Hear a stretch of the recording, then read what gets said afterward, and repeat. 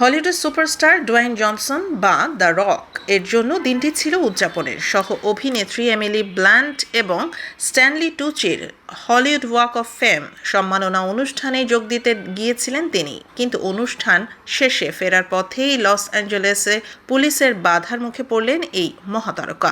হলিউডের প্রকাশ্য রাস্তায় পুলিশ তাকে থামিয়ে দেয় এবং এক পর্যায়ে তাকে গাড়ি থেকে নেমে আসতে দেখা যায়। TMZ এর রিপোর্ট অনুযায়ী ডোয়াইন জনসনের গাড়ির গ্লাস অতিরিক্ত কালো বা টিনডেন্ট হওয়ার কারণে পুলিশ তাকে সিগন্যাল দেয়। তবে পুলিশের মুখোমুখি হয়ে মোটেও মেজাজ হারায়নি দ্য রক। সাদা শার্ট ও ক্রিম রঙের ট্রাউজারের বেশ ফিটফাট জনসনকে অত্যন্ত শান্তভাবে অফিসারের সাথে কথা বলতে দেখা যায়। এমনকি এক পর্যায়ে তাকে পুলিশের সাথে হাত মেলাতেও দেখা গেছে। এর আগে এমিলি ব্ল্যান্টের সম্মানে দেয়া বক্তৃতায় তিনি কৃতজ্ঞতা এবং মানসিক শান্তির গুরুত্ব নিয়ে আবেগপূর্ণ কথা বলেন, কিন্তু সেই খুশির আমেজ কাটতে না কাটতেই ট্রাফিক আইন ভঙ্গের দায়ে তাকে জরিমানার মুখোমুখি হতে হয়। হলিউডের এই হার্টথ্রব অভিনেতার এমন নমনীয় আচরণ নেটিজেনদের প্রশংসা কুড়াচ্ছে। আইন সবার জন্য সমান।